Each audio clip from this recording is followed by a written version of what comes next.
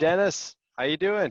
We were in Fort Lauderdale yesterday, hanging out with our buddy Pitbull. Mr. 305. Mr. Worldwide, huh? Mr. Big Worldwide. name drop or nothing. You know. He closed down a restaurant just for us to hang out. And today we're that's in cool. Naples with Sean and Lacey, who, see, hey guys. And these are the folks that we hung out with in Indianapolis a couple days ago. Sean sold $250,000 from the stage. And he runs the Black Diamond Club. Amazing. And is Dr. Jordan Bowen here too? John Cordray's here. He was there. Who was with us in Indianapolis? Mark was here. Good old Mark Wagner. Yes. See Mark back there? I was there. Yeah. And today we're going to talk about how do you close $1 million clients? See, a lot of people are talking about making money, and a lot of people are talking about having $1 million agencies. But let's talk today about how you actually close. So we have a star-studded group of people to help teach that. Just like our buddy Tristan. Tristan's on his way to becoming $1 million agency too. See, Tristan Parnley's here. He helped speak yesterday, right? Isn't Tristan awesome? Yes, he's doing great. All right. And our main deck is growing here. I'm going to share it. I think thanks to the awesome efforts of Alex, we are at 300 some pages in this beast. We're module 5 of season 2. How do you now close the $1 million client? And last week we talked about how do you drive the $1 million lead, right? These people are interested. You're at the point now where you're in a meeting and you have to discuss maybe a little bit about who you are, what you can do, a little diagnosis. They're familiar with you, but now it's time to ask for the money and do it in a way that has authority, where you're not leaving money on the table. You're not signing up for things that are beyond what you can deliver.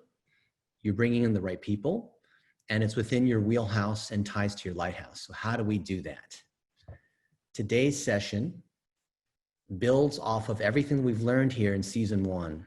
And for those who haven't been here in season 1 on how do you start your agency, we've got the 19 episodes there. If you have not gone through season 1, please step back through these items. You can catch this on the replay. And I imagine most of you guys are catching this on the replay. That is totally fine. You can still join us in the Facebook group. You can still join another accountability group if you're not part of one. So for everyone here in the chat, tell me, where are you for your agency right now? Are you just getting going? Do you have a few clients? Are you trying to scale up your team? Do you have a lighthouse already and now you're trying to become a 7-figure agency or beyond? Where are you? Let me know where you are. And our special guest today is Frank Cowell, who we'll talk more about him a little bit later. But if anybody knows how to run $1 million agency and acquire other multi-million-dollar agencies because you're doing so well that you can buy other agencies, that's special. Is anyone here who's brand new today? Carlos, 10 clients and a team of 3, fantastic.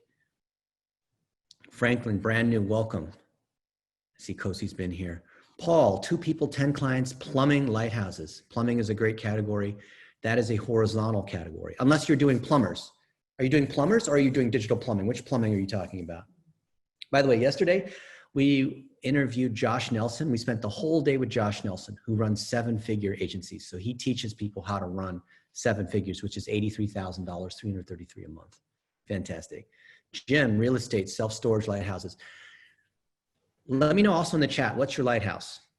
Or if you don't have a lighthouse, let us know what's that category. Big day with the kids today. Driving backwards and forth between work. Who's that? Senior living, says Shelley Jean with Mark Wagner. Mortgage, Cairo. Yeah, David Brown's there. Real estate. Congratulations to Eric Nowinski, who's our newest apprentice. So he has Justin Martin and soon Barry Habib and other folks that are top in real estate and mortgage. You know, real estate and mortgage, they work together. Alex has got charter schools, so he's working on Pitbull. So he's one of our latest partners as well. Jeff, med spas, physiotherapists, accountants, automotive, fantastic. Is anyone not sure of what their lighthouse should be? Or they have an agency that has multiple verticals and maybe you're just not sure, or you're struggling trying to do 5 different businesses because you have 5 different business types. Dentists, restaurants. Isaac says home services, general contractors. Okay, good. If you're going to do $1 million deal in local, then you need to have multiple locations or some organization where their revenue is north of $10 million. Ideally, they're $50 to $100 million. Why? Because whatever fee you charge is a proportion of the value that you drive. And the value that you drive is a proportion of what their revenue is. So if a company's making only $1 million in gross or even net per year, you're not going to be able to charge them $1 million, at least not on a continuing basis. All right. Is anyone here not sure of how the framework of Conquer Local Academy works? Are you not in an accountability group? Are you not on your way to getting your certification? Are you not in the Facebook group? Are you not going through the exercises? Are you not sure what a lighthouse is? Let me know, is anyone here stuck? New. So Franklin's new. Kathy needs an accountability group. So mention something in the Facebook group saying, hi, I'm Kathy.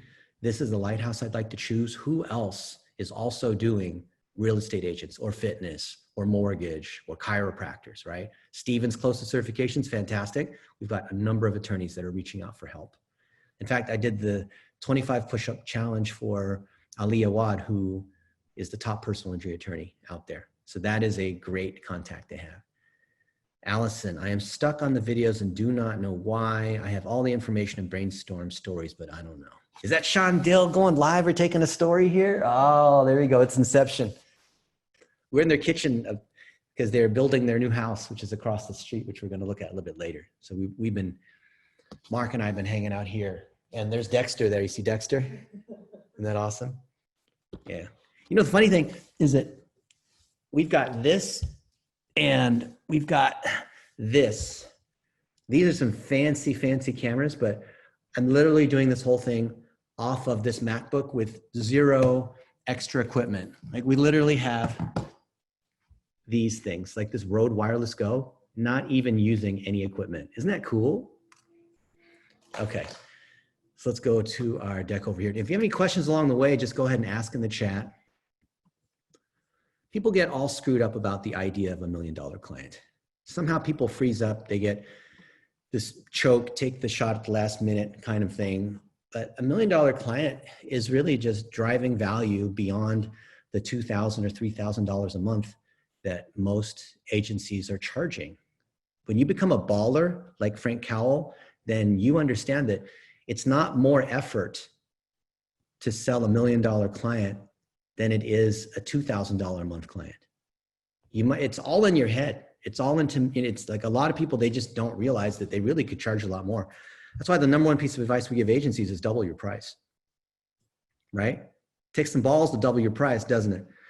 If you think about goals, content, and targeting, which is strategy, if a client is paying you $1 million, you need to be solving a problem that's worth $10 million to them. And that means your skills have to be higher than a typical agency. That means the service level has to be higher. That means when you get to the meeting, you have to already be able to speak their goals, content, and targeting with such clarity that they already assume that they're working with you, not with a false kind of confidence, but because you understand their problem. And you know that because when you're talking with them and practicing something called active listening. Hey, Mark, you want to explain active listening in a bit? Sure. That's going to be key to closing a deal. Maybe Mark can talk about what happened in our Pitbull meeting and how we closed that deal just 2 days ago. You'll know because when you reflect back to them what they're looking for and they say, that's right, that means that they are saying that's, you're in alignment. You built rapport, right? So in advance of that meeting, you've got to collect their goals, content, and targeting. Maybe Mr. Mark can talk about what happened when we were with Armando Christian Perez, who's also known as Pitbull. Sure. So prior to the meeting, we went through some of the footage that he's already put out for his program earlier, and we saw that there was a teacher, what was her name? Hope Martinez. Hope Martinez. You got to Hope have the Martinez. specifics. The specifics are how they know you're paying attention. Well, I knew it when the meeting happened. That was important. So he reflected that back, and now I know, okay, Dennis, we binge watched a lot of this footage to know what was going on, but to him, it's evident that we clearly are invested enough to the program they care and know, and a lot of people just don't do that. And then the second part of this is in the meeting, you'll get clues from the person you're meeting with, such as he'll mention passion and that it doesn't have soul. And he's like trying to describe music, right? He's trying to say, okay, these record companies now, they're just about making money and they use algorithms, but there's no soul in it. And so Dennis coined a great term, emotional payload, right? Like, you know what a payload is like on a missile? It's the meat and potatoes. It's being delivered. It's the warhead on the ICBM. And he really liked that word. In fact, Pitbull then used it several times back to us, and that's how we knew that we had landed it properly. So make sure to hear what they're saying and then describe it back to them slightly different. You don't want to just directly spew it back, although that's better than nothing, but make sure to keep on target and give them back in different words what they said so that they are comfortable knowing that you are listening to them and that you understand what their mission is. And you know the meeting's going bad if you're doing all the talking.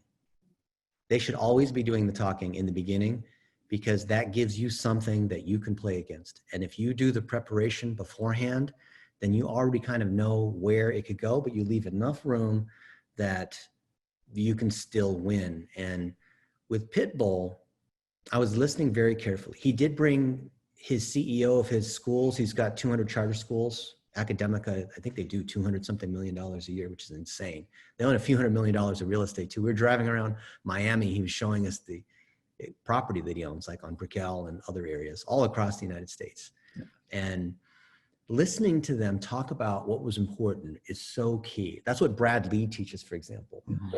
There is some style associated with it. Hey, Franklin, you want to be on mute there. There you go, buddy. And guys, it's easier. It's easier to listen to what they have to say. Talking is hard, right? Especially if it's a high-power meeting. We're meeting Mr. 305. We don't want to say the wrong thing. So it's always easier just to listen to what they're saying and reflect it. And the test of whether you know if it's going well is as they're talking, you want to be actively listening by saying, not just like you'd say to a girlfriend, like, yeah. But when you reflect back to them a key sentence of what they said. So I heard him say, yeah, there's a reason why we own our own independent record because we don't want to do what all the other labels are doing. We want to break the mold, right? Franklin, you need to mute out, buddy. You want to be on mute. Andrew, help me out. Let's auto everybody except me. All right. Mr. Franklin guy needs to be on mute. Okay. Hey, Dennis, if you don't mind me jumping into what you and Mark are saying, I Please think, do. Yeah, one of the things that I like to understand when doing the active listening is what's their current frame on the world and their situation. Because if you can confirm their frame, you help them understand they're not wrong, right? So whatever they think the villain is or whatever, like how they view their competition, if they refer to their competition as jokers, you refer to their competition as jokers, right? Like you want to confirm their frame and their lens because now you're speaking their language. Yeah. And that's a hugely important point that Frank's making. You might think that you're repeating back to them conceptually the same thing, but you need to use their actual words. So if they're saying jokers and you say clowns, it's not the same thing. And in all the deals that I've been a part of, Mark's been, with me at Nike and these other places, what you'll see, and if you get to hang out, John has been able to hang out, Jordan, these other folks, we're doing these deals together. You'll notice that I'm not talking during the first half of the meeting.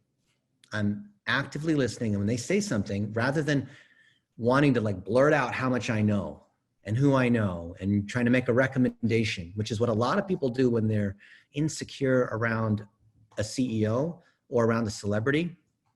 That's right, Angelica, you don't cut them off. You say, what I hear you saying is this, this, and this is the situation. You're telling me that this is the problem and this is why it's causing pain. You guys have heard of BANT, right? Frank knows what BANT is, right? Yeah, budget. Go ahead. Budget, authority, need, and timing, right? Like you got to confirm that those exist before you really have a deal to put in your pipeline.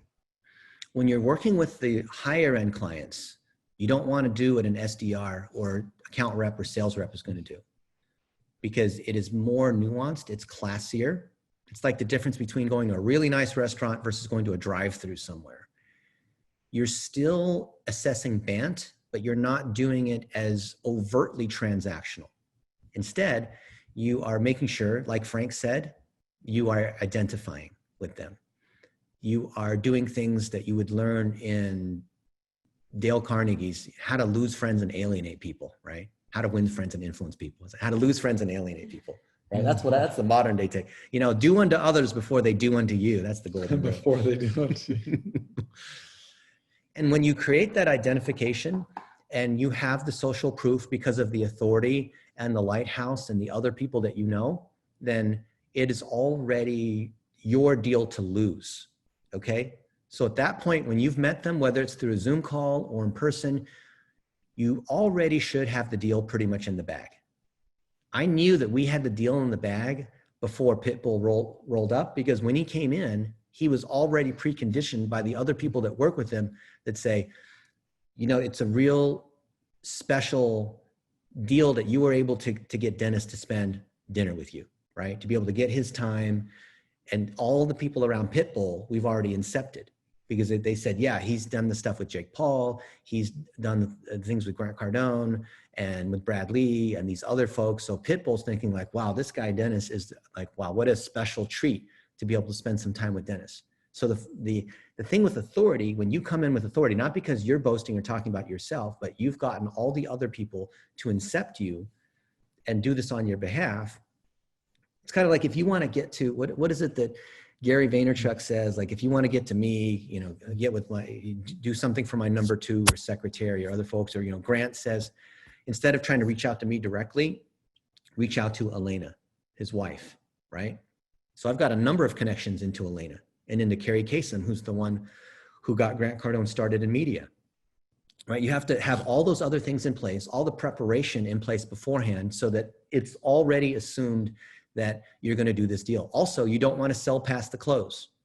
So we came into this deal 2 days ago, knowing that we had 3 key points. I wanted to make sure we had confirmation on the SEO for our 200 charter schools. And that's a lot of schools and a lot of students. 2 is the pay-per-view that's coming up in 3 weeks, and running the ads and getting a rev share off of that. And number 3 is the masterclass, which is the interactive course that we're going to do for Pitbull. And I knew halfway through the meeting that we hadn't even talked about those 3 components. We talked about some pet projects that Pitt was interested in, and Fernando had some other things he wanted to talk about, which is really cool, some new apps that they were building.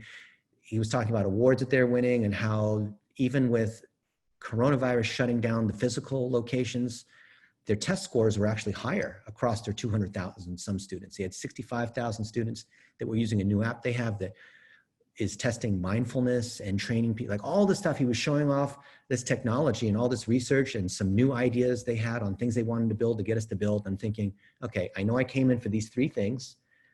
I'm happy to burn part of the time to build rapport. But I know as long as I get agreement on those 3 things, then we're going to be good. We had 5 people in the meeting. We had me and Mark on one side of the table, and then on the other side of the table, we had Armando, who's also known as Pitbull, Tom, his manager, and Fernando, who is his CEO of Academica. Now, if you want to mix up, if it's a physical meeting, you want to mix up the location. You don't want to be us versus them. So it happened to be Mark and I on one side and those 3 on the other side. So that psychologically sets up a confrontation, but you'd rather have it mixed up. Mark was actually one sitting closest to Pitbull, right across. And it's kind of neat because while the other guys were on their phone, it would then be just Pitt talking to Mark and me. And then a lot of the time, Pitt was just looking across the table, looking straight at Mark. I thought that was really awesome, right? If you've not been in a situation like that when you're negotiating, you might not know what to do. For example, do not have your phone on the table. Do not check your phone. Do not go to the bathroom multiple times. Do not do things that take away from attention. Even if you think you're paying attention, it's still disrespectful. Do not pull out your computer in a meeting, unless it's a Zoom meeting, which is on your computer, right? If you're taking notes, take notes with a notepad, with a pen, with a small notepad. Everything to be able to show that you are paying attention. Bring a small gift, like a set of face socks. Do something nice. Show up early. Do not show up late to the meeting, not even 1 minute late, not even in Latin America where typically you can be late. You know what happens if you're on time? You're late. Show up 5 minutes early. On the Zoom call, show up early, right? Okay. Dennis, that point about taking notes the old-fashioned way, pen and paper. Yeah. Huge fan. There's nothing I find that disrupts the energy and relational connection more than clacking away at a keyboard. It is so disruptive to the energy. I can't underscore that enough. Get a pen, some old-fashioned paper, and show like you're into them, and you don't have this clacking sound that's really disruptive to that energy. That's, there's something magical that forms between two people when things are going well, and that clacking is just very disruptive to that process.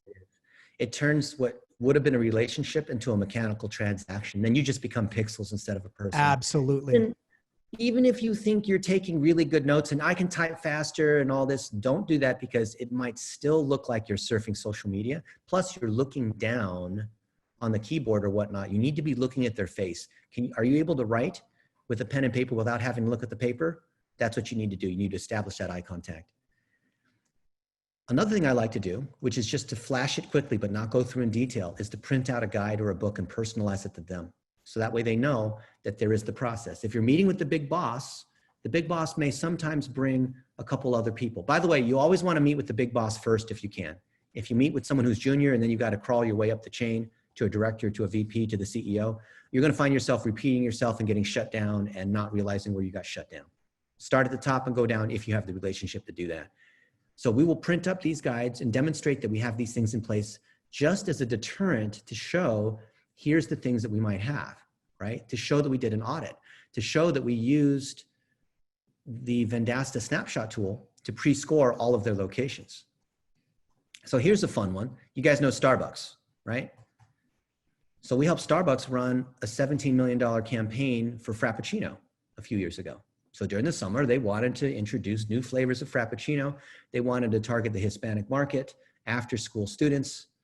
And we worked with a lot of other agencies to put these things together. When you work with a multi-billion-dollar brand, you have to work with often AORs, media buyers, PR agencies, internal digital marketing teams, external agencies that do things like web design, and often lots of other people that are involved, like the legal teams. Who here has worked with a client where there's a multi-agency environment? Or let me know if you've never worked in a multi-agency environment, because at some point you will have to work in a multi-agency environment and you need to know how to operate, because if you do not, at best, you could look like an idiot and lose a deal, and at worst, you could get sabotaged. And anytime we've worked on a major deal, it has always been with multiple players involved. And if you do not have the political skill, I'll ask you a question. So Sean, do you know how to tell who the idiot is in the market? Who the idiot is? Who's the idiot? The one that's talking the most, and is telling you how much they know. Yeah. That's what I'm going to go with. So you know that game where it's called a shell game, and they set up a cardboard box and you got to figure out which thing, which cup the thing is under? Mm-hmm. You know how that's set up, right? Mm-mm. Everyone is in on it except for you, Mm. right? Everyone's in on it, including the dum-dum who initially like, oh, you can tell it's, and he chooses the wrong one. Like, oh, I'm smarter than that guy, right? Mm. And in a shell game, just like in the multi-agency game, if you don't know who the idiot is, You're the idiot. You're the idiot. See? Yeah. If you don't know, I don't know who's the idiot, Mark. It's me. Okay. Now let's see. Let's take a look. Do you want to look at give me a vote here. Do you want to look at the social strategy, targeting, brand campaign brief, master brief, or brand campaign digital brief? Give me a vote here. What do you guys want to look at? Brand campaign, social strategy, master brief, targeting. All right, we'll do this brand campaign, this one. All right. So this is BBDO. It's a major ad agency. If you're working with a major ad agency, that's actually a good thing, because they're gonna sub the work down. Okay. So the biggest agencies on the planet all sub their work. You guys know that's a dirty little secret. Oh, David Brown says I work there. Okay. what will happen is that, like we've worked with Omnicom, which is the world's largest digital agency many times. We're happy to take sub work from them. For example, we'll set up digital plumbing all day long because for some reason they just don't know how to do it, but they need to represent to a Procter & Gamble that they have the skills to be able to cover all these other areas. And then Frank knows they just sub the work out to all the other agencies, right? So you can see that they have what appears to be an organized document. And you can think of this as like a creative brief, almost like a version of an RFI or RFP. And then you take this and you put it back into your set of documents. You form it into a social strategy. We like to use the 6-phase social amplification engine because we want to put in the plumbing, the goals, content, and targeting, and then you design it up to make it look a lot nicer. So here we might have some sample creatives. If they're a big enough client, we will actually make some mock creatives on what it looks like, and we'll pre-sell it into the head of digital, into the other marketing people, so that by the time we have the meeting with the big boss, everyone else in the meeting is already in agreement because we've already pre-met with those other stakeholders. And so it's just a matter, of course, when in the meeting, when we all get together, all of the people that report to the big boss or influential, it could be other agencies, are all saying, yep, this is great. Exactly what Blitz said. Yep, we're going to use these formats. Yep, this is how we're going to track it. This is what the strategy is. These are what the components are, right? So the beauty of chess is that you're playing many moves ahead. So you never go into a meeting without knowing what the outcome is. When you're talking to a new client for the first time and they're a small biz, you're not going to go to this effort. But if you're going to try to close a multi-million-dollar deal, you must absolutely have this in place. Then you'll do things like this. This is tough to needle. And I'd love to get Frank's feedback on these particular components if you want. Now, I've known Dahi Park for a long time when he was still a student at University of Pittsburgh. What's the name of the University of, I forgot, Pittsburgh, not UPenn, the other one out there. We actually won the Penn State. Yes, Penn State. And we won the Gomcha Challenge. So that's the challenge where Google gives all these college kids $1,000 of AdWords to help a local small business. Thousands of these students from thousands of universities are applying, and our team won. They were cheating, of course. They had me. I was optimizing their Google campaigns. I was teaching the class. But he won that, and then he started Tough to Needle after that, right? And grew that into a big company. Yeah. And this is the same process that we had here, right? In order to close the deal, we had to show, you slept on a Tough to Needle? Oh, I slept on a Tough to Needle bed last night. Yeah, okay. So we're here at Sean and Lacey's house, or this is their little temp house while they're building the house across the street. My bed's a Tough to Needle, as a matter of fact. I love Tough to Needle. I love purple too. I have both, and because both of them have been clients at the same time. You know, what's funny is that when I was with AJ, who still runs digital over there, he said, I know you guys are running ads for purple. And when we were doing stuff, you want to know how we got Nike as a client, right? It's because they saw what we were doing with Adidas for the Olympics. And you know, Adidas and Nike are both in Portland, Oregon, in different suburbs of Portland, Oregon. So by the way, just because you have one client in one industry, it's not a bad thing. Now, don't take I'm not a lawyer, okay? So I'm just telling you. I did talk to our general counsel about this. And at one point, we had Red Bull and Monster Energy and Rockstar. We had all three as clients for ads and analytics. And I went to our attorney, Bennett. If you guys have seen Bennett, I think he was the original general counsel of DoubleClick. So he's an OG. We go back like 15 years. And I said, Bennett, is this an issue? And he said, when you have two clients in the same industry, that's called a conflict of interest. When you have three, that's called a practice. Then I'm like, okay. So when I'd hang out with Red Bull in Santa Monica, and they'd ship us our Red Bull fridge, which is great, right? We got to sample flavors of Red Bull that weren't available in the United States. Now they have the red, gold, and silver and all that, but before they didn't have any of that. I remember asking them, so you guys are cool that we're working with Monster and Rockstar, right? And they're like, oh yeah, absolutely, because our competitors are Disney and Nike and other like the big brands, right? They don't even though formulaically they're selling sugar water that has energy in it, because the brand story is different, then they don't see it as competitors. And when I spent time in Monster, so Monster is basically in this no man's land between San Diego and it's like Temecula or whatever. There's some place that's not near an airport, so it's hard for me to get to.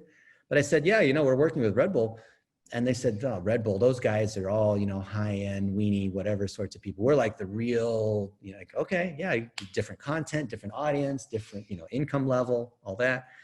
So you absolutely can use what you've done with these other clients, especially the way you get around this NDA issue, because a lot of you guys are like, oh yeah, but I've worked with such and such big company. They'd never let me share their stats because they're afraid of competitors and all that. You know how you get around that? You interview their head of digital or whatnot on a podcast, or you have them speak at a conference. Well, it's kind of hard now in Corona days. And they're able to teach from their example. So then when you put them on the spot like that, they love to share these sorts of pieces, right? So now you have them sharing. So it's not about our NDA anymore. They're the one sharing it, right? I told you that the last time I was invited to keynote at the Goldhagen conference where the previous year's opening keynote was Richard Branson. And then they wanted me to be the next year's opening keynote. And I said, well, instead of me, I'm just going to put the head of digital from the Golden State Warriors to be the opening keynote in front of a stadium full of people, right? Why not? The guy's not going to say no to that. And then what did he do? He promptly talked about how awesome Blitz was. And here's how we do it step by step. Why? Because we created these documents. So let's say you talk about these items and we have agreement on the goals, content, and targeting. And now it's time to have, by the way, you never want to sell past the close, right? You guys have heard that? Frank can tell you. So Frank, what do we do when we have clarity where, we generally have mostly clarity about what we discussed at dinner or whatnot, or on the golf course? How then do we proceed to an SOW or a contract? And what's the difference between these different things? Yeah, so really, as you've got here, the SOW is outlining the particulars, the scope, if you will, and contract are like the terms and conditions around that scope. So in our example, what we do is, have an SOW, but then we have a master services agreement that kind of governs the terms and conditions of the relationship. So any SOW that we sign off on together, is governed by this MSA. Okay, so what Frank says is absolutely applicable to the big brand clients. So the MSA are the T's and C's, the legalese, the things that are boilerplate that are just there around force majeure and payment terms and all the cancellation, all that stuff. Yeah, intellectual property and naming the parties and the major definitions. So that's all legally gobbledygook. That's another 15 or 20 pages of stuff that you can basically copy from someone else's or use ours. The SOW you must handwrite. You can do it usually as one page. If you have a fancy deal that's several $1 million, then you need to make it nice looking and go into a little bit more detail. But as you guys remember in English, who, where, what, when, why, and how. Put those components together. The combination of the SOW plus the MSA, which can also be called the T's and C's, the terms and conditions. Yep. The combination of those two, the very specifics on the business terms, plus the legalese pieces together comprise the contract. Okay, so when someone says contract or SOW or MSA or addendum, those are not the same things. You must know the differences between all those. When we first got Viacom as a client, which owns CBS and Nickelodeon and CMT and BET and all that, we had a 50-page contract we had to sign because it covered things like we needed $10 million of umbrella liability insurance. We needed to sign a piece that said that if we had any telecom equipment on property, because they have satellites and broadcast equipment, that our broadcast equipment certified to certain standards and all that. I'm like, we don't have any broadcast equipment, right? But it is their MSA, so we do have to sign that, right? You might have to budget in an extra $5,000 or $10,000 of legal. So price that into your deal. When we got MGM Resorts International, which owns 40% of Las Vegas, we had to spend $10,000 in legal fees. And guess how long it took them to sign that contract? Guys, let me know in months. How long did it take them to sign that contract from the agreement? We had an agreement. We didn't negotiate anything. We already had the agreement. 12 months. 12 months. Okay. Now, how many days do you think it took them to pay from when we invoiced? So we sent them an invoice. How many days? 90 to 120. Yeah. Now, let me ask you this. Let's say you work really, really hard. It takes you a while to get the deal. You have to meet all these other people at your own cost. You prepare all of this. You have to meet either yet to pay you anything. You negotiate a contract. That then takes several months because it has to go through multiple layers. And then the lawyers go back and forth, which is called redlining, which costs you money along the way.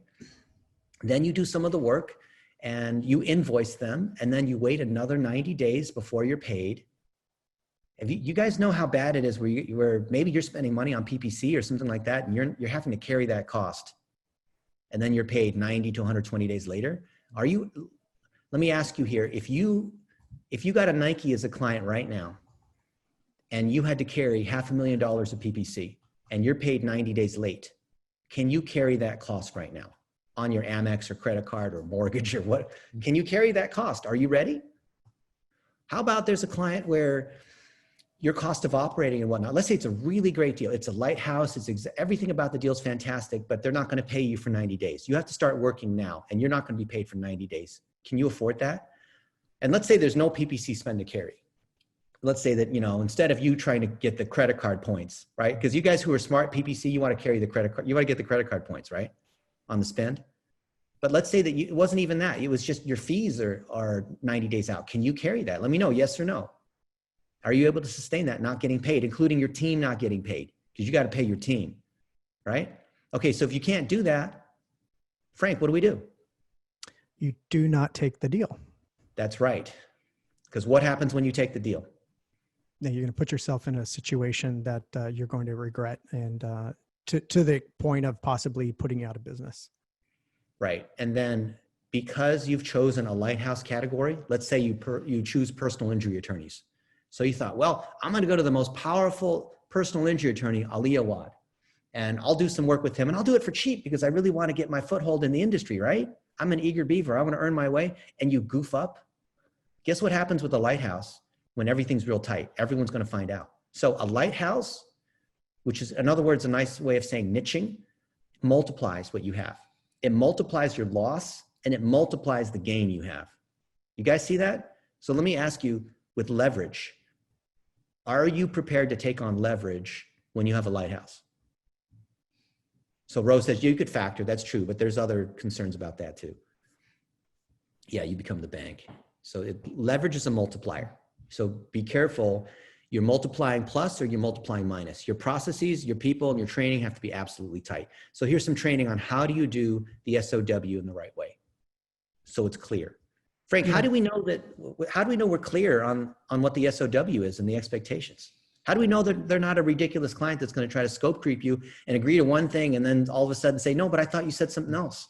Yeah, I mean, I think that starts early on, and when we get into the different stages that at least I go through and what I do to eliminate that, I feel like when you have a problem with the client where you're misaligned on SOW and you're misaligned on other things, that's a result of not having a tight sales process, because the sales process should be a filtering mechanism early on, which we can talk about, how I do that. But, you're exactly right that you just have to have that alignment early on, and you can't get into situations. It's also why I always recommend to people that, the type of, like, getting $1 million client sounds great.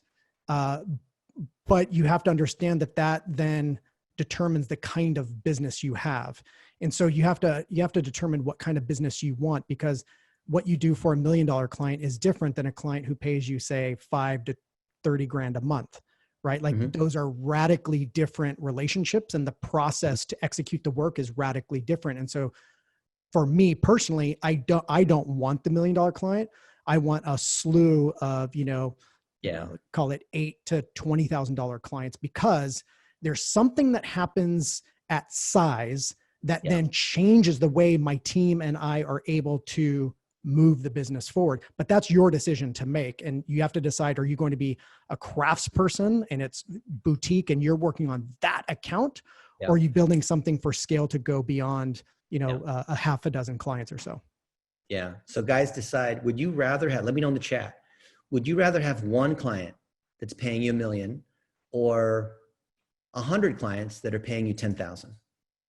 It's not that one is better than the other. Would you rather have 100 clients or one client? You know, with one client, you only have to take care of one client. There's fewer relationships, but even though technically you have an agency, when you have $1 million client, you're basically an employee of that Yeah, company. you have a job. Whatever they want, you have to move everything aside. So when Microsoft wants to meet and it's unfortunately a friend's birthday or this thing, you unfortunately have to go do the thing that they want, right? Because they're a big deal, right? And I know that it's like, well, but I'm always putting myself first. Well, you're never going to be able to hold on to that $1 million client. That's just how it is, okay? And anybody who says otherwise, I want to hear your proof that you've been able to do it without having to give in, because you're getting paid the big bucks because they expect you 24/7, because they can't ask employees to do that kind of stuff. Any deal we've had that has been in that range, they expect the world and they will pay whatever you ask. That's the other side, right? You want to get paid like that, you have to deliver like that too. Yeah, I mean, And it's a lot easier. Yeah, go ahead. It's the deal with the devil, right? Like Yeah. you know, everything has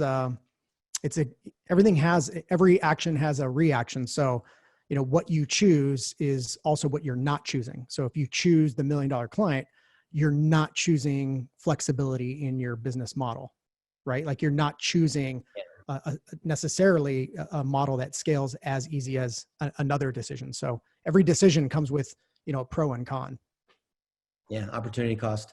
And we had Red Bull for 3 years and we basically fired them, or they fired us, or whatever it was, because they were just asking for too much. For example, on part of the analytics, we were doing country level reporting for every one of their countries, which is 90 some countries, on social, on digital, across every single data source. And we built this ridiculous dashboard, by the way, which we're giving all you guys access to, because these guys already paid several $1 million for us to build the software.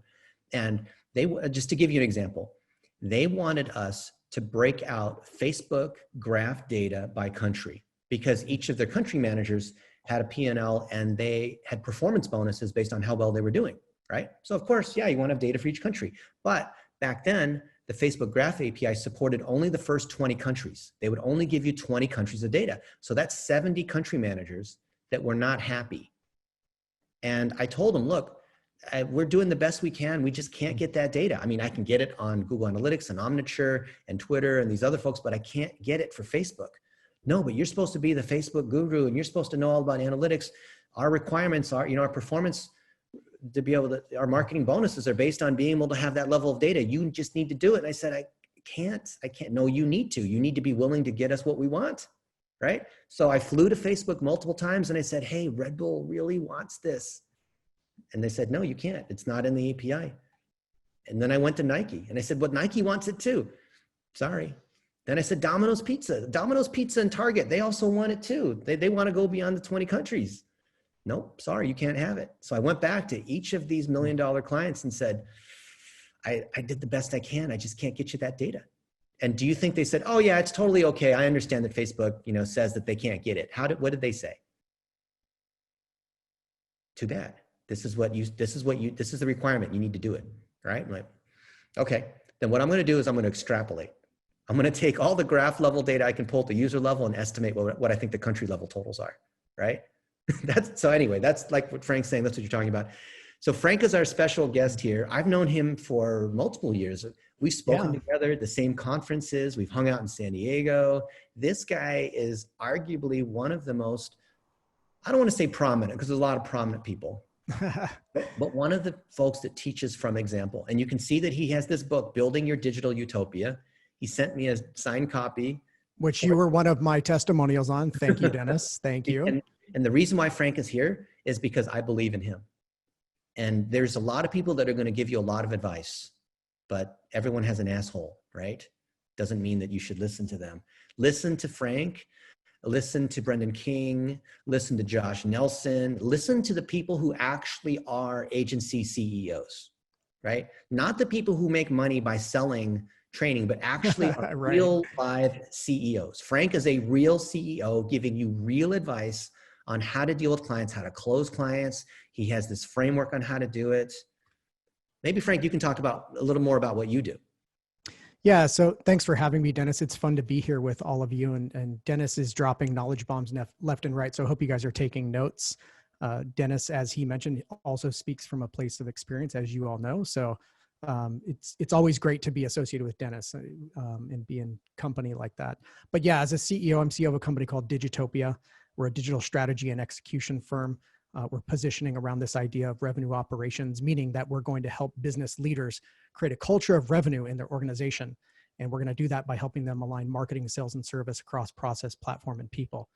The reason that positioning is important, and the reason I gave it to you guys, is because number one, I think everyone needs to understand what they're selling and what kind of outcome they actually bring and to who. This is very fundamental, and it's less about Facebook clicks and ticks and analytics and open rates and close rates and audiences. It's way less about that, and it's about the business value that you bring. And I know Dennis has been talking to you a lot about that by choosing a lighthouse. Part of the reason that's important is because you need to speak to that very specific audience about a specific problem they have and a specific kind of outcome that you're going to bring, regardless of what the tactics are.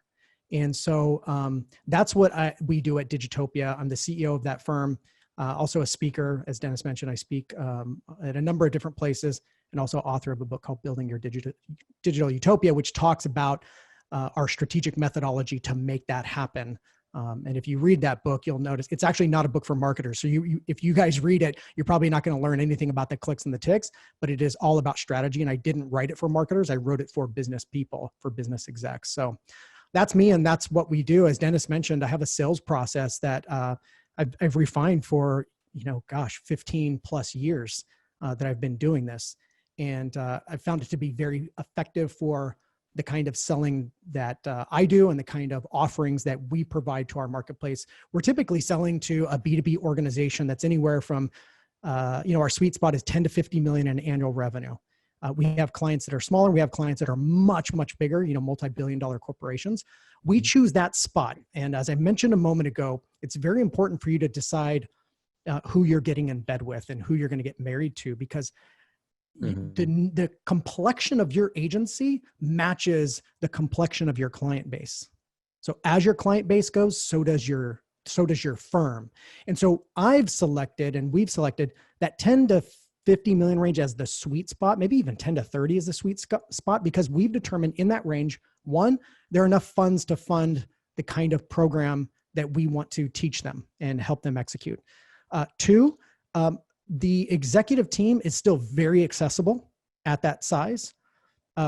Three, they're not so big to where facilitating change is impossible. Once you get to a certain size of an organization, helping drive change is extremely difficult. And then another important factor is when the marketers decide to get involved, there's typically 1 to 3 marketers in those company size ranges. Some have more, but generally speaking, 1 to 3 marketers. And so what we find is that allows us to go in and facilitate change and teach them a process and a methodology that they can install into their organization and actually see it happen. When it's bigger than that, we find that oftentimes they want us to just simply execute what they think needs to be done. And I think we all know that more times than not, when it comes to marketing, positioning, selling, clients often aren't well educated and they're not the best at doing those things. We are. And so when we get in a situation where the client is telling us what to do, we don't like that. And so that's why we've selected that range. And so that's kind of a little bit of a background on, who we're selling to and whatnot. So Dennis, how do you want to do this? Do you want me to just go through each of those stages? Do you want to just ask me some questions about those stages that we go through in the sales process and what they're about? I was thinking that I would pepper you with a few questions. And beautiful. Meanwhile, if you have questions for Frank, please put it into the chat. And also follow Frank on LinkedIn. Follow him on Facebook. Subscribe to the blog. Go buy his book. You want to surround yourself with people that you want to emulate. You want to learn their habits. You want to subconsciously, subliminally absorb everything in their brain and understand how they think. So the way they close deals, those words will come out of your mouth when you're closing deals, right? I find that mimicry is the best way to learn. Direct learning, like an autobiography, is more important than a biography. Like Mark is one of the best mockingbirds I've ever seen.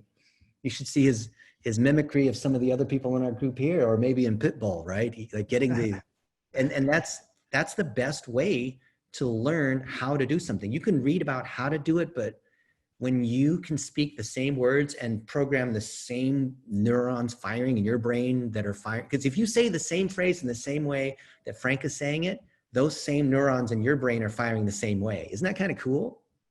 It's really true, Dennis. And I think one of the things that I just intuitively do is, and this happened early on, I'll read something and then I find myself saying it.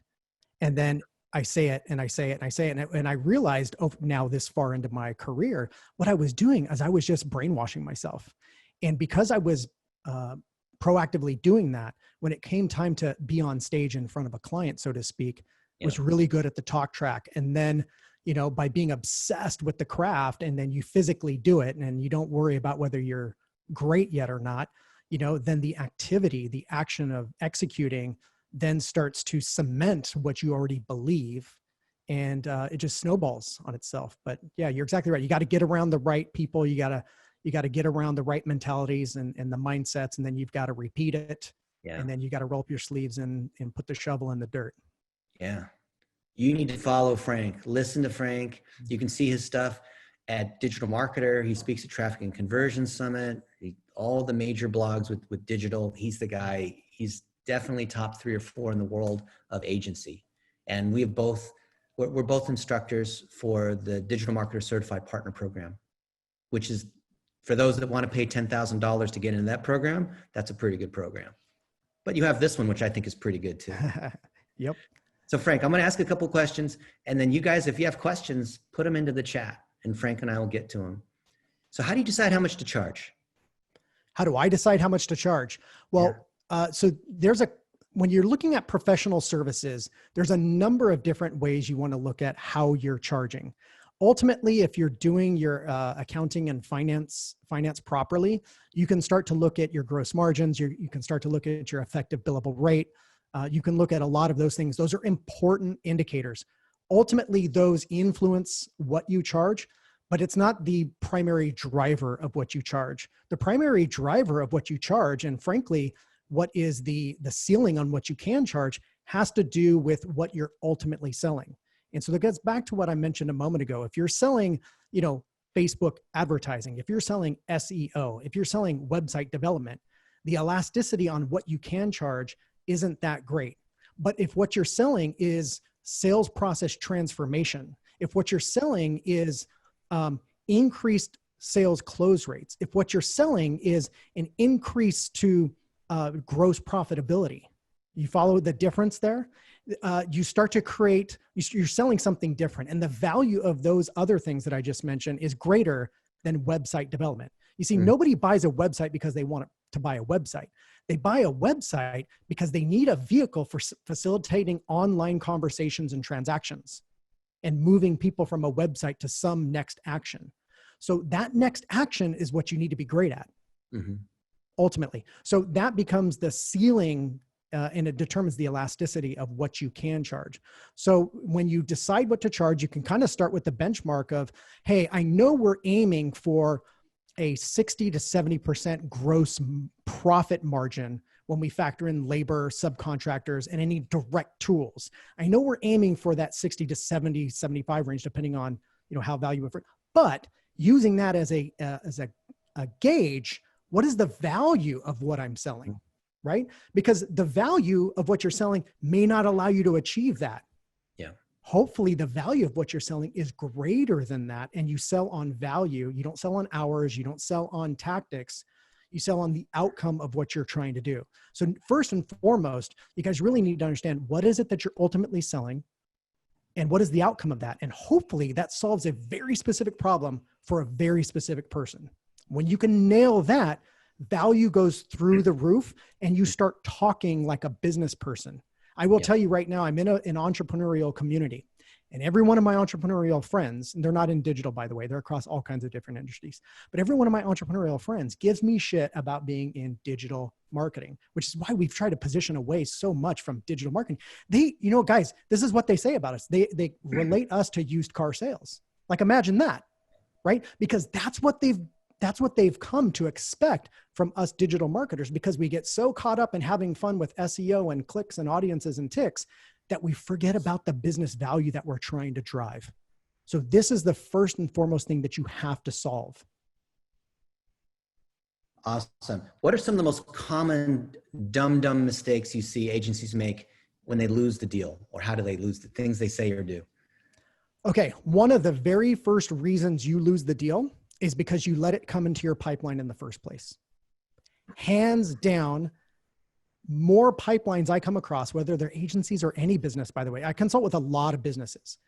And the number one problem in the sales process is that pipelines are filled with what I call fake news, right? To use a popular term today, that what's in the pipeline isn't real.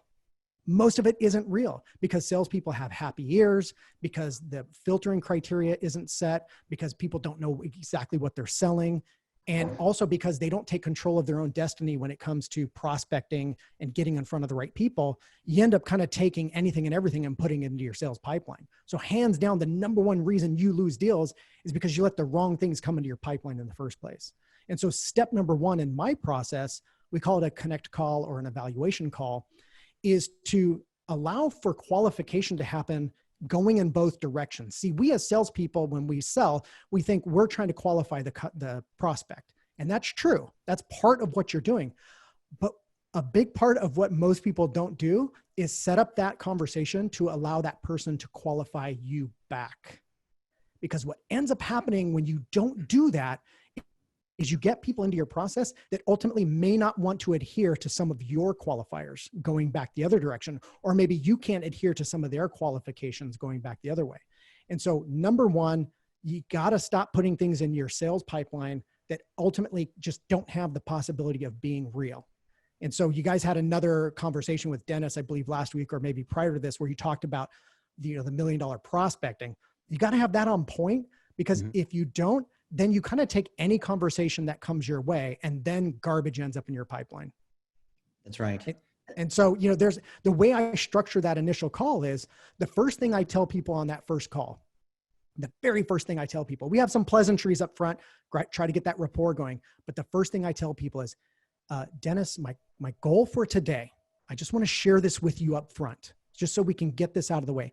My goal today isn't actually to move you to the next stage in my quote unquote sales process. My goal for today is to help you get pointed in the right direction. And the reason that's my goal, Dennis, is because 8 to 9 out of 10 people we talk to actually don't end up progressing to the next step in my sales process, quote unquote. And the reason that is because there are so many potential problems out there that my firm does not solve. And so I just want you to know up front, I fully expect that we may not be able to help you, but my goal is to actually figure out what you do need as the next step. And so the reason I set that up front is because I want to let them know that if we don't end up trying to go to the next step, that's normal and don't feel bad. But two, I want you to understand that my goal isn't to try to sell you something. I want to help you get to the next best step. And that that very well could not be me. You might have a branding problem. I don't solve that. You might have a PR problem. I don't solve that. You might have a product problem, reputation problem. I don't solve those things. Okay. Any number of things could be the reason you're not achieving your growth goals. And I'm going to help you figure that out today. So I do that. Second thing I do. Whoa. You need to stop. You need to stop there. That was a gold nugget. We need to stop and digest that. Did you guys hear what he just said? That was ridiculous. Did you see the power of that reverse psychology by saying, hey, I want to make sure I'm in alignment with your needs, because there's all these other things that we don't do. So what happens when Frank says, we don't do this, and this, but then he says, oh, this other thing that you say you want to do, that one I do know how to do. How much more cred does he get when he says something like that? So do you guys feel, based on what Frank just demonstrated in his master, you can tell that he's a master. Do you think that you can do what he just did in your next prospect call? Yes or no, or maybe, or I'm not sure, or I don't talk as well as Frank. You think you can do that? Is anyone not sure or doesn't understand how powerful it was? Because I know, Frank, you're about to move to the next point, but I want everyone to understand the power of what you just said. You must be able to do that, because the point of a lighthouse is to focus a niche and say, I'm really good at driving leads for chiropractors, whatever it is. And that's what I do. I'm Chick-fil-A and I make chicken sandwiches, and that's what I do. I don't make hamburgers, right? So, and guess what? If there's other things that you don't do and you hear, oh, they need branding or PR, what should you do? You should absolutely help get them connected to the best branding and PR firm that you have a relationship with. To the partners. And then, so if you're referring leads out to those partners, what are they doing for you? Reciprocation. So do you guys have partners that so a lot of people, you guys are trying to do everything for everyone, right? How many of you guys are trying to do everything for everyone? Because you feel like that's going to give you more business. Be clear about your lighthouse and know who the best people are in the other areas. Know who the other lighthouse categories are and what the other skills are. Landing pages, PPC, SEO, video editing, whatever it is, right? So reach out when you see other people in our group, say what they're good at. All right, Frank. By the way, you mentioned about how, powerfully I stated that. One thing that I firmly believe is you have to have a level of confidence about yourself that doesn't get into the area of arrogance, but you have to be so confident that you're the shit, right? Like you are the best at that thing. And look, I wrote a book. It may not be a New York Times bestseller, but I wrote a freaking book and I have a great opinion and I have a great history on doing these things. And I know what I'm talking about. And so I can go into those meetings with that level of confidence. So that way, when we do move forward in the conversation, they feel good. They feel like they're in the right hands. I mean, imagine you go to a doctor and they crack open a medical book in front of you to look up the name of the thing that they think you might have, right? Like, no, the best doctor comes in and says, I've seen that. I've operated on it 100 times. I know exactly what we're going to do. Right. And so you need to go in with that kind of confidence and know you're the shit. You're good at the thing you do. But the only way you can get there is if you stop trying to take anything and everything. Right. So let's continue on. We're in this conversation. The very next thing I do is I ask them a set of high level questions so I can start to dig in and understand what is their real problem. Have they thought about this problem? Have they quantified this problem? Are they doing anything right now to solve this problem? What have they done in the past to solve the problem? Where have they failed in the past when trying to solve this problem? This isn't a full discovery session, by the way, because we get this done in about 45 minutes. But I want to understand at a high level, do they know what their problem is? What are the inputs and outputs that they're dealing with? And then I want to find out how committed are they to solving this problem? So one of the things that really fouls people up in the sales process is they allow things to get in their pipeline without confirming some critical things. One of the critical things is, we talked about BANT, right? And so the ways you do this is by having a natural conversation. One of the critical things is finding out budget. Are they committed to spending? Do they have the blessing of the executive team? Is the executive team involved if that is required based on the scope of what you're talking about? And so when you ask the question, so tell me about the commitments your organization has made from a budget, timing, resources, people standpoint. What commitments have you guys made to solving this problem to date? And then I shut up. I want them to tell me, well, Frank, we've determined that this is the year we have to fix it. Why this year, Dennis? Well, because last year we tanked. What do you mean by tanked? Is that negative 20% you talked about? Yeah. Okay. So you've determined this year. So have you guys aligned a specific budget around that? Like, are there people you've moved into the department to help solve that problem? What have you done? Like, what are you committing to do? Because I will tell you right now, if you're talking to somebody and their commitment to solving the problem isn't really there, they're kind of just kicking the tires to let's see if one of these digital marketing guys can help us. Like, that's not real commitment. Right. So you talk them through. And when you get to that point at the end of that line of questioning, if you then feel like, yes, they have a problem I can solve. Yes, they truly are committed to solving it. Then you say this, and this is really important. You say, Dennis, after going through this line of questioning with you, I know I mentioned that, there's a large percentage of people that we can't help after these initial introductory calls, but I actually think what you're dealing with is something we can help solve. In fact, we solve it every day here at Digitopia. And if it's okay with you, I'd like to tell you about how we go about solving that problem. You get the permission. And through this whole process, especially in the first call, you'll see I get the permission each step of the way. Now, it's part of the psychological saying yes multiple times, but I get that permission because I want them to tell me, yeah, I want to hear about it. You say, great. Let me talk to you about how we go about solving that problem. Before I get into exactly how we do it, I'm going to give you a little bit of a background as to why we do what we do. And you share just a very brief, differentiated story on how you came to your differentiated way. So it's really critical that whatever you're selling has a differentiated way. It's not just Facebook ads. It's not just website design. It's not just SEO. The way you go about doing those things has to come with a set of philosophies and an approach that is comprised of all of your experience, and it's different than what your competitors do. And so you tell that little story, short story. You know, Dennis, before I tell you exactly how we do it, 10 years ago when we were trying to do this, we were struggling just like you and just like everyone else. And what we found was X, Y, and Z. And after like banging our head for many, many years on this, we finally came across this. And that's when this idea of the ABC formula was born. And so that's what I want to share with you today. I want to share why we do it the way we do it.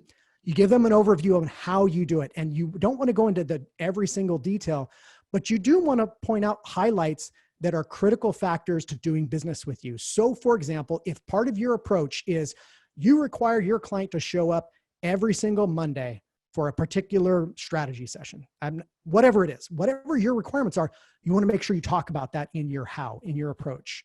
The reason being is because you've qualified them in the first half of the call. Now you're giving them the critical data to qualify you. You follow me? If you know that you just won't sign anything without a 1-year contract, that better come up early on in this first call as to one of the requirements that you do with your clients. Okay, so you're talking about your how, you're talking them through. And then the next thing you want to do is you want to talk about your sample results real quick. And then you sum that up and say, and generally it takes about this long and costs about this much. This is important because we all get caught up in that question of like, when do I ask them exactly what their budget is? And sometimes they won't tell me up front. And then the other thing I don't like that a lot of salespeople do is like, well, I can't give them a price, Frank, because we got to dig into the details. And what I tell everyone is, look, you've been doing this long enough. You know exactly what your general cost ranges are, right? You know what your ranges are. Typically we solve that problem anywhere from, $5,000 to $20,000 per month. Right? So as you're going through the how, and you mention the critical points, you mention how long it takes and the kind of results you drive, you then say, and then we generally, our clients invest in this range to this range. So now you've given them the details to qualify you. And then you ask this question, Dennis, based on what you heard, how we do it, the kinds of results we drive, how long it takes, and the kinds of investments that are required of our clients, does that sound like that would work for you? And so my goal is to get early on the fact that I require a certain approach. At my firm, I require the client dedicate certain team members to be part of the program because we're not going to do it all. We require the client to join in. We require a certain time frame, and we require a certain set of investments in us, in software, and in advertising. Okay, so based on everything I just said, does that sound like a plan that you can get on board with? And does that sound like the level and commitment to which you were thinking you would commit to? Wow, I'm sold. How do I sign up, Frank? So then I would say, great. That's my second mini close. Great. That's awesome to hear, Dennis. Okay. So what I'd like to do then is I'm super excited about what we've talked about. Sounds like we're really compatible, Dennis. And remember, I'm showing enthusiasm the whole time, right? Like I'm excited about this relationship. And then I would say, Dennis, that sounds amazing. What I'd like to do is talk about next steps in what our next conversations would look like. Would you be interested in hearing about that? Again, yes. Okay, great. Now what I do is I bring up a slide and I show them the conversations we're going to have in this process. And I tell them at that point, we just completed this initial connect call. The next step is a discovery meeting where it's going to be you. I'm going to bring a couple of people from my team, and then you're going to bring your CEO, your head of marketing, your head of sales, like whoever you require, right? And we tell them who we require. And then we describe that and we say, and then the third step is this, and then we're going to do a presentation, and then your CEO and your executive team have to show up again. And then finally, if you like everything you hear, we're going to drop an agreement. How does that sound? Oh, that sounds great. But here's where you drive it home. You say, okay, great. So just to be clear, at our next session, it's a discovery meeting. We're going to spend about 2 hours together, hour and a half to 2 hours together. And just so we're clear, like we do need your CEO to be there. We do need your head of marketing, or we do need whoever you require, you reconfirm that. And say, I just want to make sure that at these 2 stages, you can have those people present and you get the confirmation, because I can't tell you how many times people go into the deeper parts of the sales process and the stakeholders don't show up, which means what? The commitment wasn't there from the very beginning. And so in that first call, I'm telling you, this first call is one of the most critical things you'll do, and how you do it to ensure what gets into your pipeline is real. This one thing alone can ensure that your close rates go up to 50, 60, 70%. This one thing alone. And so I tell my team, and I tell everyone I teach this process to, the conversion rate from that connect call to the discovery meeting actually should be low, because you should ruthlessly filter for who gets into the rest of the process. Does that make sense? And this is where you ensure your pipeline is real. So I spent a lot of time talking about just this first call. It's a short call, and I spent a lot of time talking about this because this is where you set yourself up for success, and this is where you start to position yourself in a radically different way compared to your competitors. Wow. So now everyone, you can see why Frank is a boss. Type in Frank is a boss into the chat if you agree. It comes from a lot of experience. Look at how good he is. It comes from, he didn't mention it because I think it's just subconscious competence, but notice how through each of these stages, he's pre-framing and asking for permission, right? He's setting the expectation of what's going to happen next, so that when he does ask, right, in the very beginning, hey, you probably won't be a fit, but if you are, we can talk about that later. He's disarming them, but he's also setting the expectation that he's going to make an ask. He's getting them to admit the need, not you trying to convince them that they need it, but you're getting them to say it in their words, and then getting them to make a commitment on what it's going to be with timing and resources and content and other things that they have to do. So it's not all on you when there's an agreement. If you think you're good at selling and you close the deal prematurely without making it clear dependencies on their side, you're going to fail, because now it's all on you and you didn't have an agreement of, okay, it's a partnership. We're going to do this and you guys are going to do that. Do we agree? Right? Yeah, they make exactly like we, pre-framing. In our experience for our firm, we've just determined that we no longer want clients who want to write a check and send it over the wall and see, and then we got to like tell them what happens.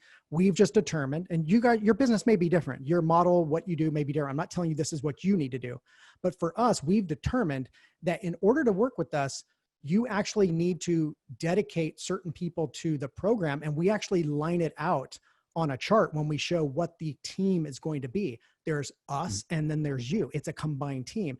And so in that initial call, if they say, actually, no, there's no way our subject matter experts are, they complain as it is if they have to do anything related to marketing or social, they're not going to like get on interviews with you. We just need you to originate all the content. If they were to say that, then I'm going to say, oh, you know what? Yeah, unfortunately that's a deal breaker for us. Because why would you not do that and then eventually hand it to your operations team? And then they're like, guys, we look like idiots because now we're failing. Well, you're failing because the client won't do the things that you need them to do. Amazing. Now, what Frank's talking about, remember, is for the higher end deals. This is the second of 3 sessions on the $1 million client. And in this case, it could be, the $60,000 client or anyone who's spending $5,000 or more per month. If it's less than that, you can get them in a 1-call close. Correct. Or some people are asking, you can even get them self-serve where they go ahead and buy your package. Correct. Gordon Bowen knows we made $100,000 2 weekends ago from 40 folks who bought a $2,500 package. We never even talked to them. We just sold it, and in 60 minutes, people had to buy it. So those things that are less than 5, you can close without even talking to them or in a single call close. Correct. My process is such that when I sell to other businesses, the typical size we go after and who we go after, there's a cohort. There's just no getting around it. There's a cohort. And so typically the first person to contact us is either going to be, the head of business, president, COO, GM on the smaller end. And on the larger end, it's going to be a head of marketing or a marketing director. And in those situations where we've got like a marketing director contacting us, we'll take that call. That's no problem, because we understand they're the ones that do the research. They're the ones that are going to help, find a firm. We get that. But we're going to go through this line of questioning here, and we're going to really like make sure that, okay, at the discovery meeting, your head of marketing is going to be there, right? Like, and your head of sales, they'll be there, right? Because if they can't make that happen, then they don't have authority. They haven't been blessed with, yeah, this is real. We're actually going to move this forward. Amazing. Imagine if you had someone like Frank on your team that could close out your deals for you.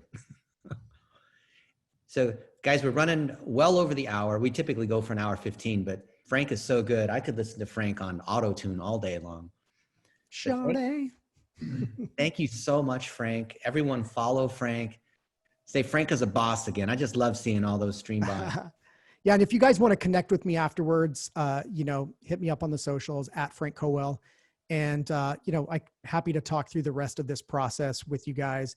For example, the next meeting, that's actually where you win the business. We didn't even have a chance to go over that today, but if the first stage is where you ensure your pipeline is real, the very next meeting is where you actually win the business. It's Hey, what do we do that?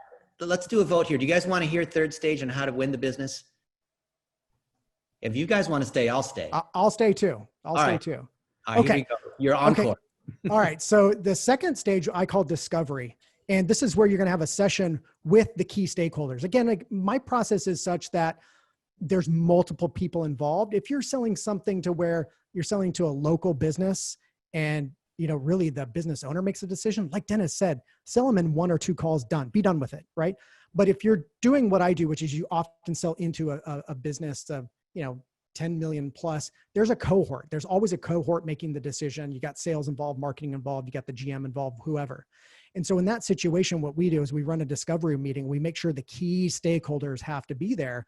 And we're going to use this session to uncover the goals, the plans, the challenges, their timing, their resources, their actual budget at this point after we got confirmation of the general range.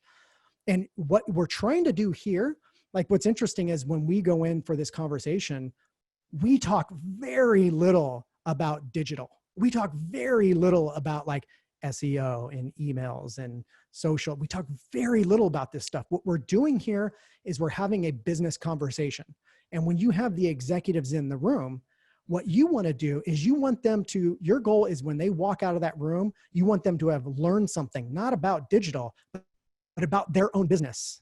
And so if you can ask them questions to get them to think and give them a different lens on how they're looking at growth and how they're looking at acquisition and how they're looking at engagement, and have them thinking about their business in a different way, and you can conceptualize that for them. Because remember, when you're dealing with an executive, you have to conceptualize things. And I would also say the bigger the deal you're selling, the more conceptual you have to be in your conversations, right? It's hard to sell big deals to executives and get in the weeds. That's very confusing. So you have to be good at conceptualizing and help them understand digital in a way that they didn't, previously understand. Again, why I wrote my book the way I wrote it was so I can help an executive understand digital in a way that the rest of us digital marketers are not helping them understand. And so when you can have an effective business conversation here, you're going to win the business because the executives in the room are like, we need to do business with that one right there. That person right there, we need to do business with them. Mentally, you want them buying, because if they mentally buy here, then all you have to do through the rest of the process is help them justify their decision, which is how we as humans make decisions, right? We make the decision emotionally, and then we start filling and backfilling the logic. Yeah, I am, but I'm gonna have to hold on. It's in another channel. Yeah. Okay. So the second meeting discovery, you're going to go deep, have a business conversation, right? This is your chance to help them make some paradigm shifts in how they think about their business, how they think about digital, how they think about their approach, and get the information that you need to help understand the business situation. Look, if you need things like how many clicks are you getting and how many visits are you getting and if you need that, just work with your main point of contact to get that before or after the meeting. You don't need to waste the executive's time on getting the data on the clicks and the ticks. You don't. You're there to have a business meeting. Make no mistake. When you do that, that's where you win the business. And then you have to not screw it up the rest of the way. So that's step number 2. Step number 3 typically is where then most of salespeople, they'll go off and do their proposal, right? They go off and do their proposal and then they'll come back and present. My suggestion, this is what we do. You don't have to do it this way. And sometimes we even cram this into one joint session, the discovery and this next stage, depending on the size of the business and how many stakeholders are involved. But the next thing that we do that I think is a little different is we do planning, but we do what I call collaborative planning, meaning we get back with our main point of contact and we sit down and roll up our sleeves together, and we build out the plan together. Now, of course, using my way, using our modularized approach to how we scope things, we help figure out, okay, Sally, now that we know that your budget is $50,000 per month, what are the activities that we need to be doing to achieve the objectives, and how much is allocated towards media and how much is allocated towards software? And together, we come up with that together. Why? Because I don't want to walk into the next meeting, which is the presentation where I bring the bigwigs back into the room. I don't want to walk into that room and have surprises that my approach and my pricing are way off base, that's not going to work for them, right? And they don't want to be surprised either. Your main point of contact, you want them to be your champion. And so you need them to then work on this with you so it becomes their plan too. So you don't have to do this. I like to do collaborative planning, not go back in our corner in our office of our creative offices and be creative types and do our little proposals that are all whiz bang. I like to involve my main point of contact so that way it's their plan too. So then that gets you into, go ahead, Dennis. Genius, dude. Just complete genius. And then finally, we're going to present, right? We're going to present a solution. So at the presentation stage, it's critical that you understand how to tell stories. And one of the things that I see that salespeople often do is when they go to present their proposal, some of the early slides, some of the very first slides are about us. Well, let me tell you about how long we've been around and like what associations we belong to. And I'll stop telling the stuff about you, put that in your appendix. If they want to find out what awards you've won and what associations you belong to and how much you give back to the community, put that in the appendix. The story today isn't about you. The story is about them. And so you need to make sure to tell their story. And so what I do is I use this meeting to get my yes before I give them SOW level details or contract level details. I will not give anybody an SOW or contract unless they say yes to the proposition of the conceptual relationship that I'm proposing. Does that make sense? So I'm going to tell them, we're going to do this. You're going to do that. Here's how long it's going to take. Here's how you're going to invest. Here's what we should expect. Are we good? So that's ultimately what we're trying to accomplish. But I do that in telling a story. So the first thing I do in the story is I confirm the vision. First and foremost, at the top of the presentation, I confirm the vision. And I say, Dennis, when we first met, and I tell the story, when we first met, we talked about how this was a thorn in your side and how you guys were trying to be the whatever of this industry. And I want us to keep that in mind. And I put up a slide with real big words. We're going to make Acme Corporation the star of X, whatever the vision was, right? And I put that up there. And I say, and this is ultimately what I want us to remember. Before we get into the details of any clicks and ticks and bits and bytes, what I want you to remember is that this is the vision. And whoever you do business with, I want you to make sure that they understand what your vision is. And this is ultimately what we need to be accomplishing together. And I'm not going to lie to you, Dennis. It's going to take a lot of work. It's going to take a lot of work from my team, and it's going to take a lot of work from your team. But ultimately, we want to help you make this come to life. So I start with vision. The next thing I do is then I go into, so I start high, and the next thing I do is I want to rub some salt in their wounds. And I take everything that I've learned about them, everything they've told me, and I say, but before we can get there, Dennis, we have to first be aware of what we're up against. Because it does no good to develop a plan and just kind of put blinders on to the things that could impede our progress, right? And so I talk about who and what they're up against. And so this will be different for every client. It might be, it's the government regulations. They introduced a new regulation in our industry and it's really causing us havoc. It might be all these competitors that are coming in, and there's so many competitors coming into our space, and oh my gosh, this is such a pain. It might be there's a shortage of talent. It might be any number of things. It might be the fact that they've underinvested in their brand for so long. They may have had negative PR. Whatever it is, you expose the things that are potentially going to keep them from that vision. One of the things I often talk about is the fact that they're missing key resources and they're missing key investments in people, in software, and in go-to-market activities. Okay. And so the reason I bring that up is because I want them to understand that what's in between their vision and where they are now are these obstacles. And so then what I do is then I alleviate that pressure and we come to save the day and we say, but here's how we're going to overcome those things.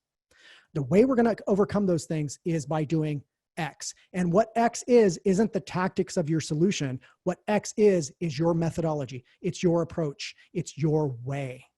This is how you go from selling digital marketing to selling something that is a solution, right? I'll give you an example. One of my clients is really good at brand repositioning. They're really good at it. They're amazing at it. But essentially what they were selling is like logo redesign and some messaging refresh and updating the website, right? Those are all just line items. But instead what they created was called the 5E repositioning framework. And the 5E repositioning framework is a modern day smart approach to repositioning that ensures you're going to have success and that you're going to outpace your competitors and put yourself in a position away from competition and create your own unique situation. And so when he then gives the pressure of here's what you're up against, the way we alleviate that pressure is by taking a better approach to repositioning. And that better approach is called the 5E repositioning framework, right? So what I want you to do is I want you guys to have a way in which you do things that is fundamentally different upstairs. Not because you're better at testing and not because you're better at practicing than everyone else and that because you've just been doing ads longer. I want it to be because you've developed a way, an approach that is cerebral, that appeals to the intellect as to why this is different. And so that's what saves the day. That's how you're going to conquer what they're up against. Then the next thing I want you to do, because they have to have some level of detail, right? I'm not suggesting you give no detail on your tactics, but I only want you to highlight, I only want you to bring about the highlights. Here's why. If in your scope, let's say someone here does website design. Let's say in your scope, you have 3 design comps and 3 revision rounds, right? Pretty common. If you put in that level of detail there, you're asking your client to make a very big decision and also consider the fact that there's 3 design comps and 3 revision rounds. You and I know that that's not material to making the big decision, but you now give them something to make a decision on that ultimately doesn't matter. Okay. So you want to put the key things that do matter. You're not trying to bait and switch people. You want to put the key things that do matter and leave all the other dirty details for the SOW. Does that make sense? So the key things, the key deliverables, the key things, not everything. And so I'll highlight the things we're going to do that are part of that approach. So as part of the whatever formula, we're going to do this in this phase, this, that, and the other. Okay. So now they understand, wow, you have a different approach at a high level. I get what you're going to do for me. And then we're going to go to the investment, time, and resources required. Okay. So in order to make this happen, here's what's going to be required on your end. You're going to have to do these things and we need these people involved. This is how it's going to unfold over time at a high level. And here are the investments required. And now when I give the investment slide, I give the entire investment because when you sell to executives, they're going to mentally buy once they see that number. And the last thing you want to do is have your number, but you leave out the ad dollars. You put in your number, but you leave out the software cost. You want to show it all. This is how you are respected. This is how you respect another business person is you give them the full picture because they're going to mentally buy and they might say, oh, 50K per month. That's what we were thinking about spending. This slides right on it. You don't want them to go, oh, wow, it's only 35. That falls well with under, yay. And then you say, oh, well, the other 15 is going to be eaten up by ad dollars and these other things. Show them what's required of their people, of their time, and of their total investment. Okay, so now what have I done to this point? I told a story and I've told them what I'm going to do for them following an approach that's different and unique. At a high level, here's what we're going to do. Here's how you need to be involved. Here's what it's going to take in terms of your time, your resources, and your investment. Generally, what I like to do along here around this point is also say, and here's what you can expect to happen. Because now at this point, they're like, yes, yes, yes, but what am I going to get for that? Like you're going to do the things, but that's not what they're going to get from that. What they're going to get are the results. So now here's where you just like put the icing on the cake. And by the way, when you run a program like this, when you take this kind of approach to solving that problem, here's the kinds of things that will happen. Now you put in your example results, your best stories of success, and show them these are the kinds of things that happen when you take this kind of approach to this problem. Finally, to wrap it all up, if you decide, you can say, now, why should you do business with me? I've told you all this. Ultimately, why should you do business with me? And whatever your home run point is, that's where you give it. And then you open it up to Q&A. And all of your findings that you've done with your analytics and the audits you've done and all the background information and any tactical scope, if you decide to include it there, anything about your agency, that's all in the addendum. But it's not part of your presentation, because when you're there to present, you're there to tell a story, and you have to mentally get them to buy, right? Yeah, they have to understand that this story of the relationship that you just painted is something they want to be involved with, right? Get them to buy that. You can negotiate on details later, but you got to get the mental yes before you start negotiating. Mic drop. All right, we're out of time here, but real quick, if anyone wants to unmute, tell me, how is this affecting your sales process? How valuable is it, what Frank shared? What do you guys think? You can unmute. Just let us know real quick. You don't have to type it in the chat. Just let us know right here. It's gold, and I got to go rewrite everything now. Thanks. I usually end up giving people a lot of work. He's making you money here. Who else has something to say? I can see a few people unmuting. We'd love to hear from you. Thank you so much, Frank. This one's really hit home for me. For me, my niche is in hotels and resorts, and with me, I have like people coming in and out of meetings. It's really hard to get them all in one place. And what you said is, yeah, it's going to change my process forever in a very good way, just to kind of nail things down and get things in a straight line process to, yeah. Yeah, that's great. And look, you're selling to hotels, you're selling to resorts, right? Like your positioning, your approach, and how it's tailored towards resorts and hotels, the way you show up, right? Remember how you show up, your character, whatever you manifest here, like that's part of the story. So remember that when you go in. So if you're dealing with high-end resorts and hotels, you should show up looking like $1 million, because why? That's what they project. And so if you come in looking like $1 million and your approach is specially tailored to help drive growth or whatever it is for these high-end, properties, you match that, right? So it's a lot about what's going on up here too. Awesome. Thank you, Frank. Yeah. Aloha, Frank. Hey, Ed, how are you? Good to see you, bud. Long time no see. Mic drop on your presentation. Thank you. Thanks. I hate to sound self-serving, but where do we get your book? Because I mean, I'd like to get some info. Buildingyourdigitalutopia.com, or just go to Amazon and search for Building Your Digital Utopia. And your sales process, I've seen this before, so it's a good reminder, but it helped me land an as seen on TV client. Beautiful. And what happens when they spit the numbers out to you first and they go, well, we only have starting $10,000 a month and we'll take it 50. And I was about to say a little lower. So what happens when they spit it out higher? Is that a good, it's obviously a good thing, but it's a little off-putting. That's great. If in that first call, like when they talk about the commitments they've made to fixing their problem, and part of that is what commitments in terms of investments have you made, and if they give you specific numbers, that's great. It shows high trust right from the beginning. You're dealing with a personality that is going to trust you more likely than not. But if it's something you can work with and it's not a hindrance, and you can set expectations properly of what that means when you start slower, I think it's totally fine. But you have to be honest. If it's a number that you just know in your heart will not drive anything close to the results they're looking for, you have to tell them that and say, hey, look, I might suggest you do these things for the next 6 months until you can get that budget to, double that. Or you might do these things for the next 12 months until you can get that budget where it needs to be. Because the last thing I want to do is be another one of these, digital marketing guys that just works with you when ultimately it's not going to get you what you need. And and last question of the same client, what do you do when there's an equity share or equity on the back end presented on the table? I know it's a more advanced question, but does that ever come up? Obviously, probably you and Dennis, but. So it doesn't really come up for me hardly at all because of who we're going after. These people, aren't in a place, they're established businesses. They're not in a place to start giving away equity. Fundamentally, I'm not against it. It doesn't work for us because it's just not our model.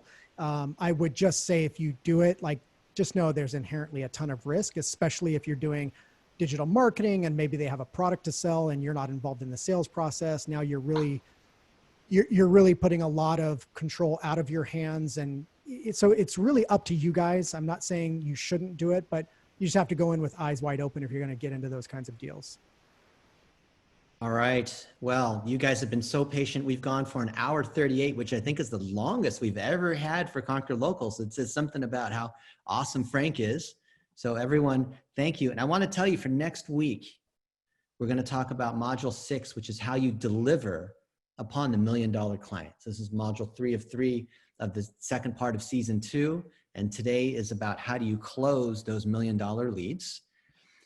For those who haven't been in Conquer Local before, you know that you can get to all the previous workshop sessions here on this link here, academy.conquerlocal.com/workshops. If you don't know how to do a snapshot report, George Leith has created this awesome Become a Snapshot Ninja training. We have our think tank, which is our Facebook group. So don't just come here on Fridays, ask questions along the way. You guys know that we help each other. We can advise on what to do in particular situations. In whatever group or vertical you're in, the odds are there is another person who is dealing with those same issues and can advise you, right? On dentists, on hotels and resorts and what have you. And then our new group, Office Hours with me, we had our first one just 2 days ago. If you have any questions, I will answer them personally, and it's only $100 a month, and you can join me weekly live. It is a steal right now because there are only a few people in that group. So guys, thank you. Hope you have a fantastic Friday afternoon. Thank you so much, Frank. Everyone go follow Frank. He's incredible. Andrew, thanks for organizing it. Anchor for writing up the blog post here. I see Gabriel Barnes is here. I love how you guys are here every week, and we're here to help all of us grow our agencies together. Guys, thanks for...